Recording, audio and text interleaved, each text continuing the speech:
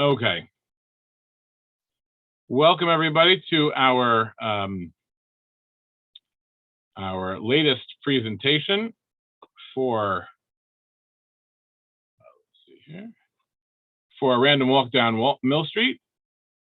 And today's topic is Rosh Hodesh and the role of Perpetual Hashcabot. I do want to thank our session sponsor. I don't know if they're watching tonight. This came in a few weeks ago, and then I was usurped by Rabbi Soloveitchik's public lecture last week, so they may have not expected it this week.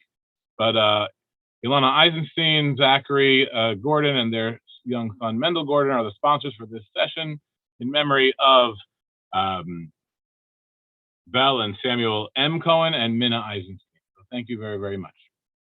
And now, what we're going to do today, we have a little outline. I think today's session will last about 35 minutes, maybe 40 minutes. We'll see how it goes. The first thing we're going to do is talk about liturgical customs of Rosh Hodesh, including the special psalm of the day. I will also talk about special minhagim about Kadish that are done here at Eretz Israel, and go through the festive tunes for Rosh Hodesh. Then we'll also talk about some of the ritual objects or decorative objects that are here at Eretz Israel that are used on Rosh Hodesh, in particular the Rosh Hodesh boards. And finally, we'll talk about the role of Perpetual Hashcabot, which is probably something that some of you are aware of, but most of you are not. So hopefully you'll learn something new. And here we go.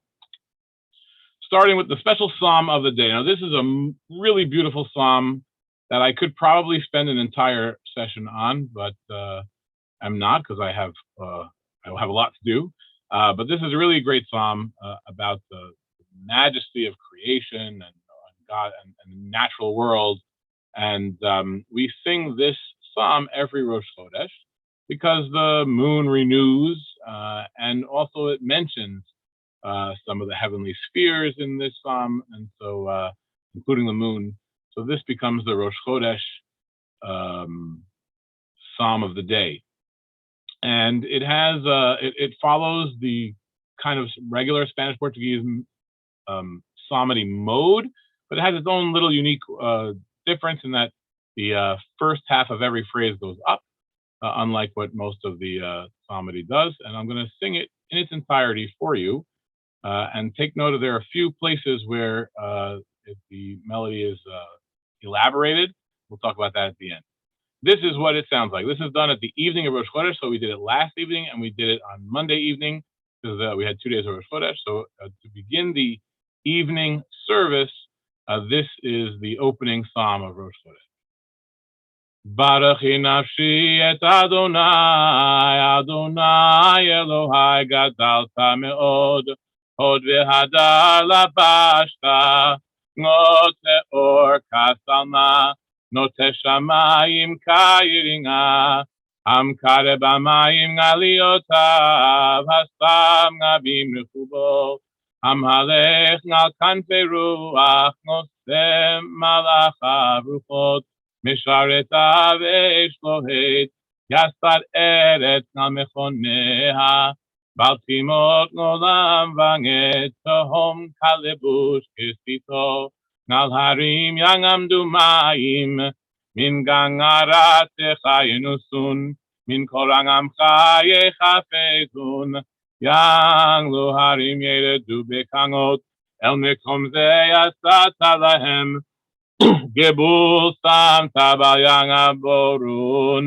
bal yishubun nechasot haaretz, am shaleach manyanim banechalim, ben harim yadechun, yashku kol chayeto sadai, yishperu firaim tzima'am, alehem ngofa shamayim yishkon, mi ben ngofayim yitenu kol, Mashke harim me'aliotav, mi perimangasecha tisbanga aret, matmiach hatzir labehema, v'ngeitev langavodat ha'adam, l'hotzi lechem min haaretz, v'yayin yismach leba benosh, l'hatzir panim mishamen, v'lechem leba benosh yisnad, Yispengung ase Adonai ase Lebanon asher natang asher sham tiporim yikanenu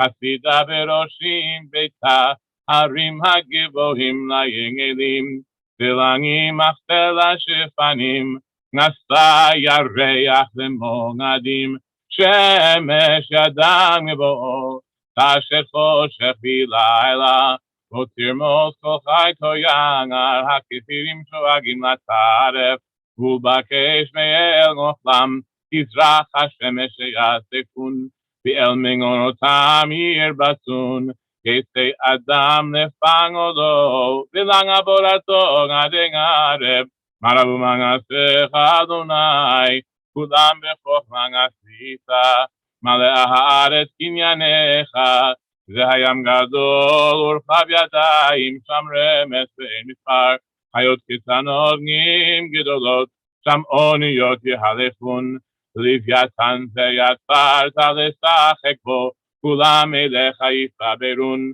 לתת אוכלם בניתו, תיתן להם ילקוטון, ותפתח ידיך יספינון טוב, תסתיר פניך יבהלון, תוסף רוחם יגבנון, ואל עפרם ישובון, תשלח רוחך יבראון, ותחדש פני אדמה, יהי כבוד אדוני לעולם, ישמח אדוני במעשיו, המביט לארץ ותרנד, ייגן בהרים וינשנו, אשיר על אדוני, בחיי אזמר על אלוהי בנגודי, יגן רב גדל שיחי, אנוכי אשמח באדוני, יתמו חטאים מן הארץ, ורשעים עוד אינם, ברכי נפשי את אדוני, hallelujah. So it's a pretty long psalm, but it's quite a beautiful one. And there are these two verses that are sung more elaborately. One is Asa Yareach Lemoadim, Shemesh Yada Mevo'o, which mentions the making of the moon, and also Yetze Adam Lesa'olo Vila Aburato Ade Arev, which talks about man's work into the night. If you are in an ancient society, and if you have moonlight, when you get to the new moon, it's thank God the moon, there's going to be light again at night, because when just before, when there is no light, when the moon disappears, and there's a new moon, thank God, and we have the cycle again. And when you get to a full moon, then you'll be able to even work at night. So yeah, the whole lunar cycle is pretty important for your nighttime work habits. And if you're like me, you're burning the midnight oil quite a bit. So anyway, so that's the opening psalm and the psalm of the day. We also say it in the morning instead of the Shir Shel Yom, because it's Baruch Nafshi. If you come to synagogue and you want to hear it here, most of the time we will read it almost double time from what I read it here. I read it here a little bit slow because I wanted to make sure I was reading the words correctly. But frequently we read it very fast, so it's a little challenging. It's a little game we play to see who can follow along. Sometimes I win, sometimes I lose. That's the way it goes. Okay, next. Now we're going to talk about Kadish. One day, maybe even soon, I'm going to dedicate an entire session just to Kadish.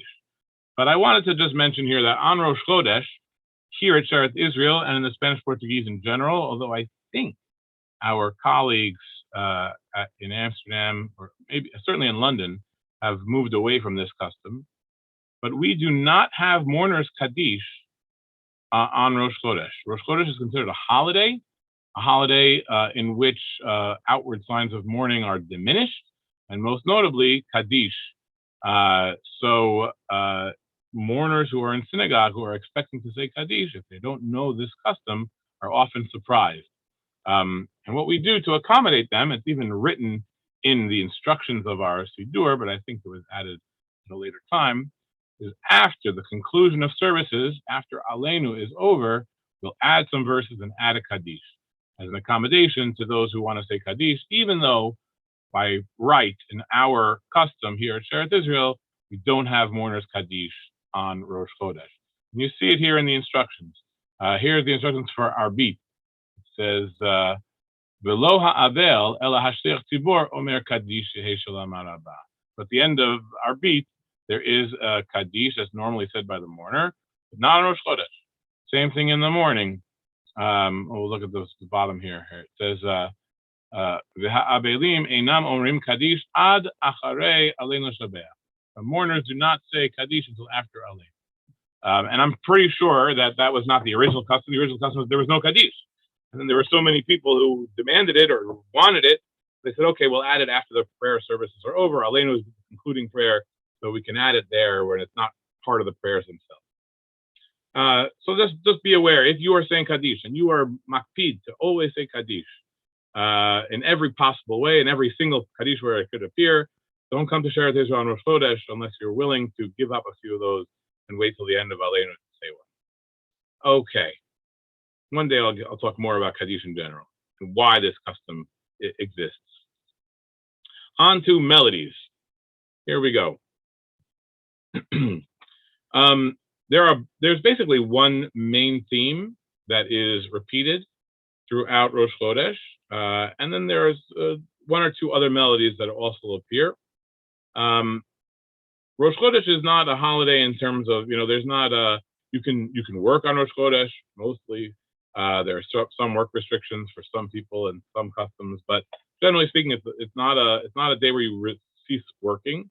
But we do have special prayers, and to signify the specialness of the day, we have special melodies. So the first one you see is in the Zemirot, which is Adonai Melech, which is often sung by a layman. And on Rosh Hodesh, the Chazan will bow not to anybody, but someone who knows that there is a special melody. And the melody that is sung for Rosh Hodesh is this. Adonai Melech, Adonai Malach, Adonai Yimloch, Le'olam Vaged. And often, because we're trying to fit all the services into 45 minutes, even though there's also Hallel and also Torah reading, it'll sound more like this. Adonai Melech, Adonai Malach, Adonai Yimloch, Le'olam Vaged. But truthfully, there should be a few more notes in there. And then the next thing you should be aware of is that Az Yashir is sung on Rosh Hodesh. Unlike regular weekday, where we just say Az Yashir Moshe and then we say it relatively quietly or in an undertone, on Rosh Hodesh, as on Shabbat, we sing the entire thing. Az Yashir Moshe Ubnei Yisrael et Hashira Hazot Adonai Vayomeru Lemor. And unfortunately, again, unless it's a Sunday or a day when no one's rushing, because people have to go to work, on a weekday Rosh Hodesh, it often sounds a little less calm. It sounds a little more sort of double time from the usual calm pace. And that's unfortunate, but I guess we also have to accommodate the working man. So as much as I like to stay in synagogue all day long, apparently not everybody has the same feeling as I do. Anyway, the same, so that's just the Az Yashir melody, the regular Az Yashir melody, which we talk about at Shabbat Shirah. You know it. I don't have to talk about it anymore. The next special place where melodies occur is in the Kedusha. And this is the same as the theme that we saw for Adonai Melech.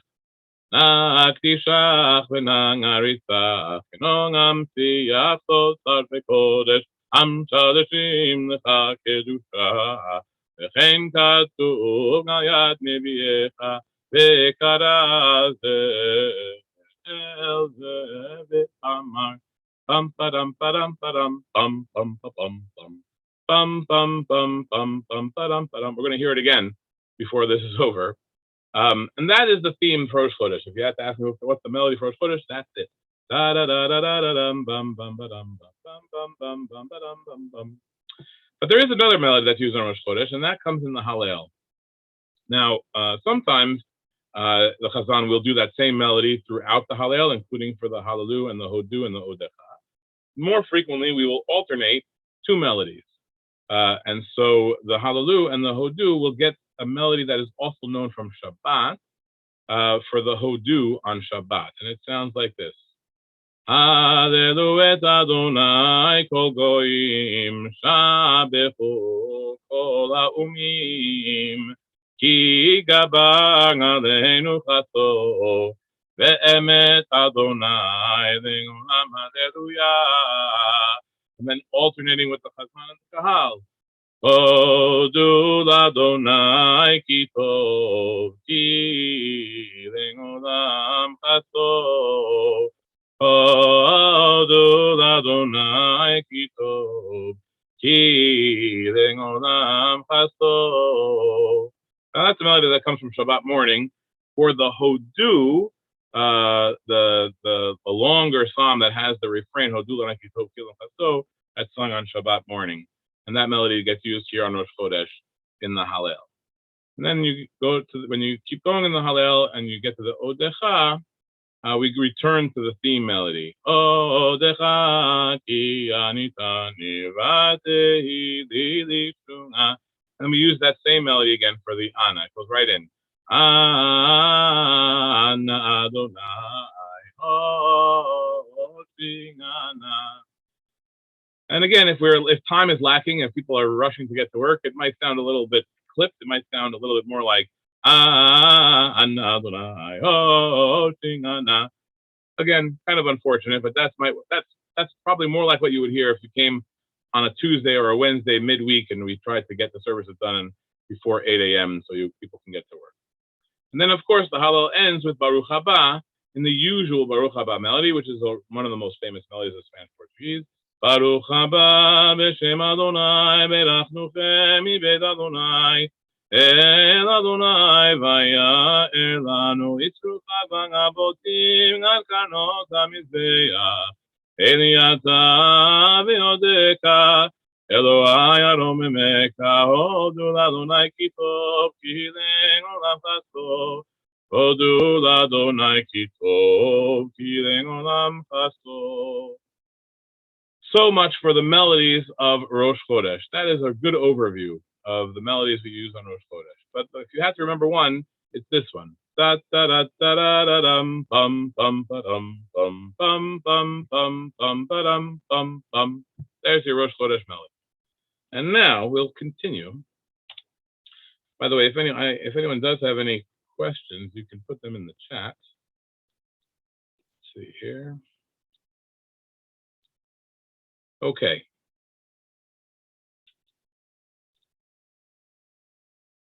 Now, what you're looking at on your screen, trying to figure out where I can put my, is something called the Perpetual Hashcabot book. I actually have it right here with me. Every single Rosh Hodesh, so that's once a month, as well as on Yom Kippur, we read what's called Perpetual Hashcabot. We read this entire list.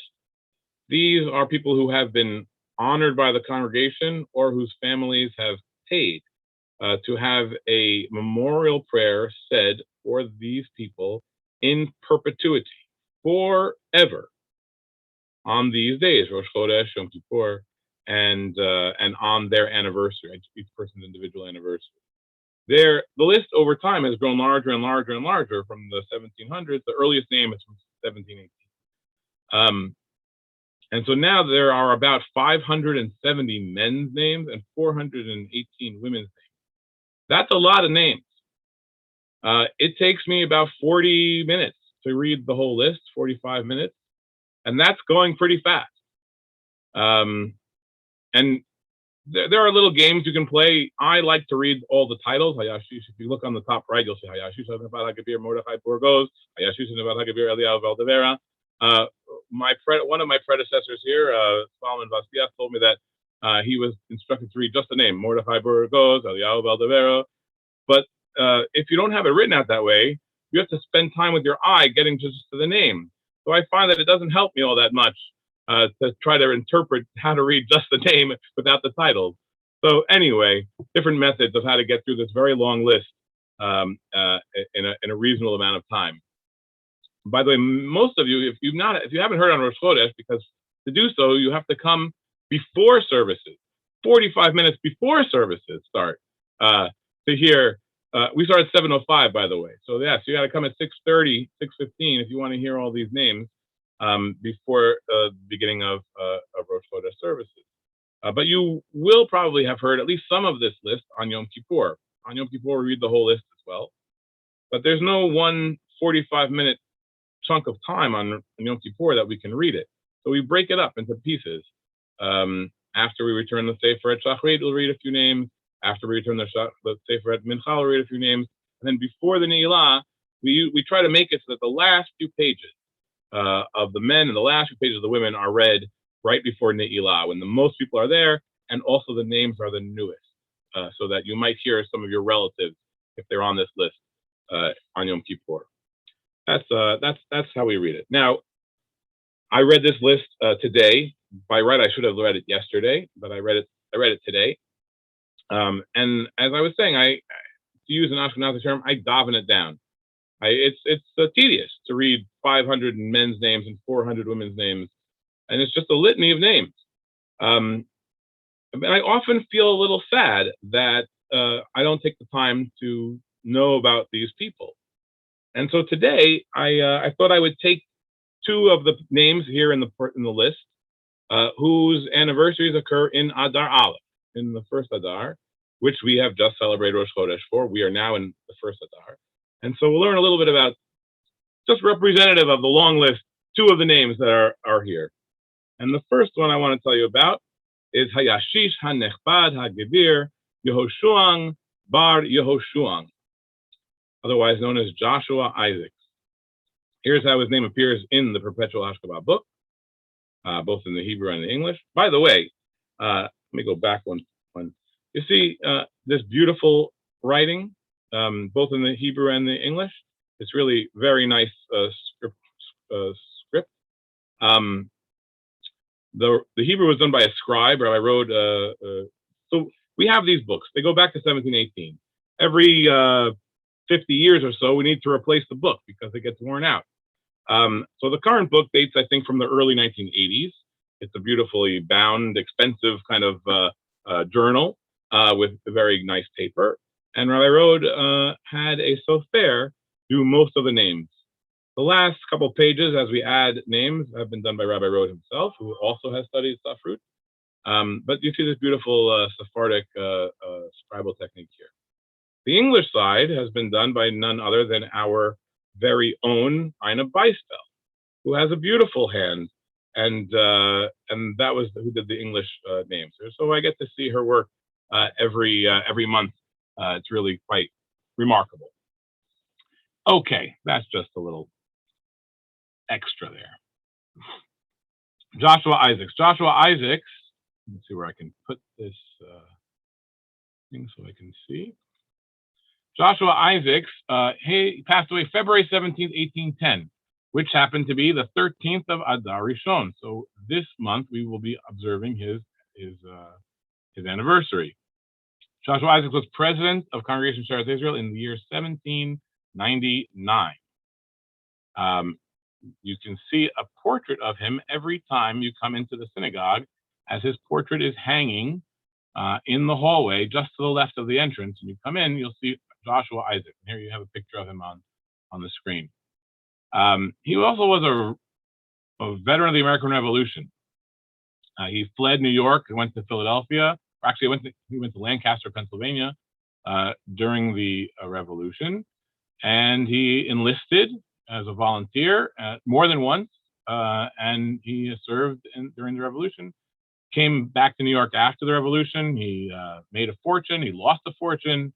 And he's buried in our cemetery in Chatham Square. And every year on Memorial Day, we decorate his grave and read a Hashkabah for him, as if he weren't already reading a Hashkabah for him every single month. But he gets a lot of Hashkabot.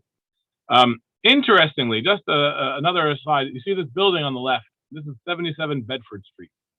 This is the oldest remaining house in the village, built in 1799 by none other than Joshua Isaacs.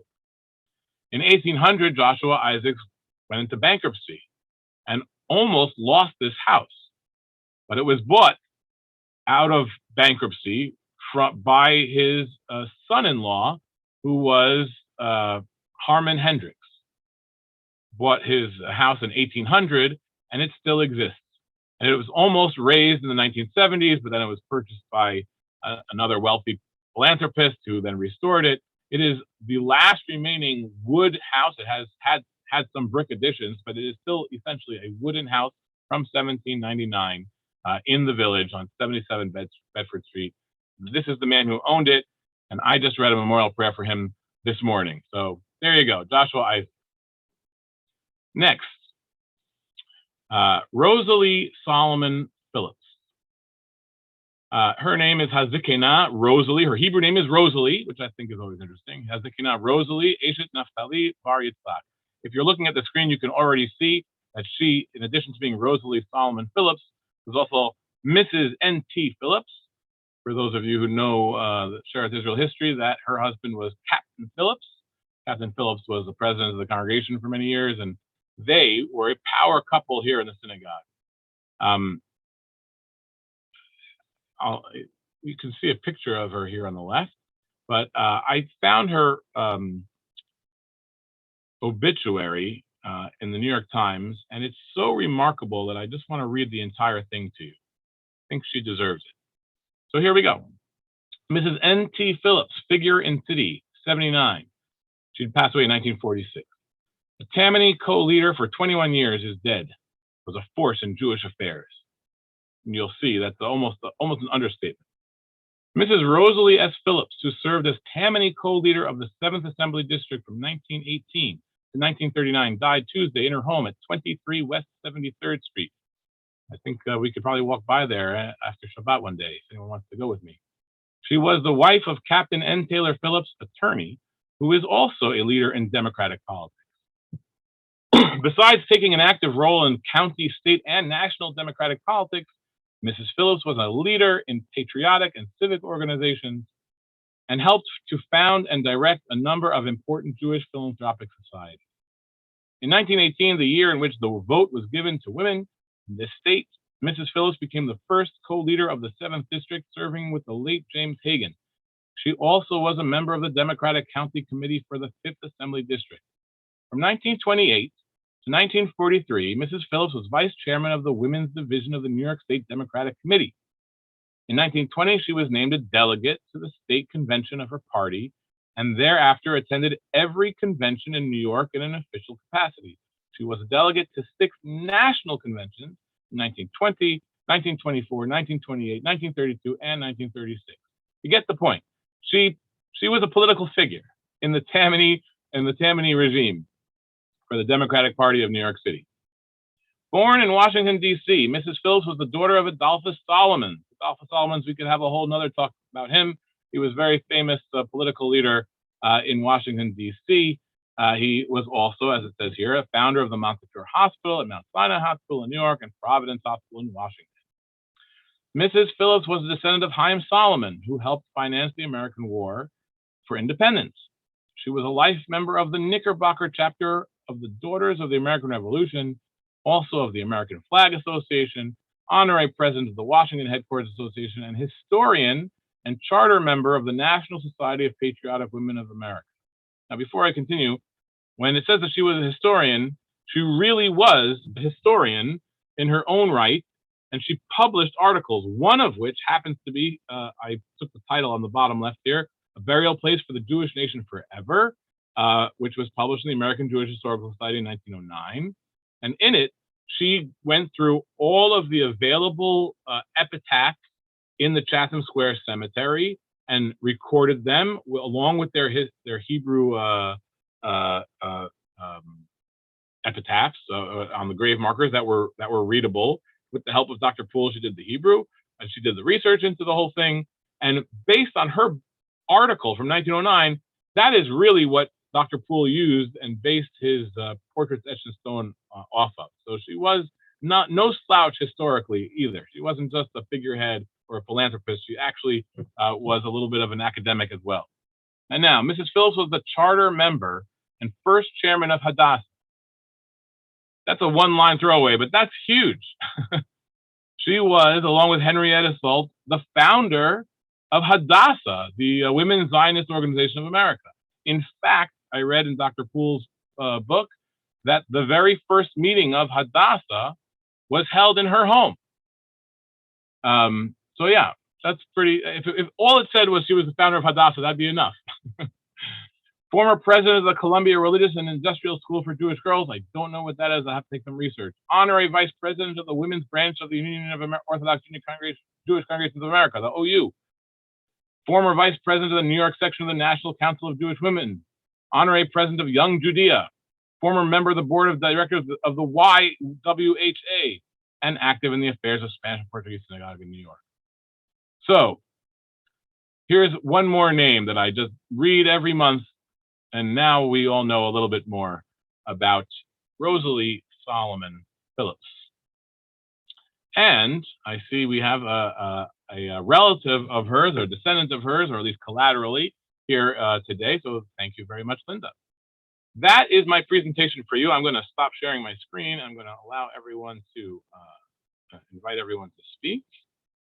Let's see here.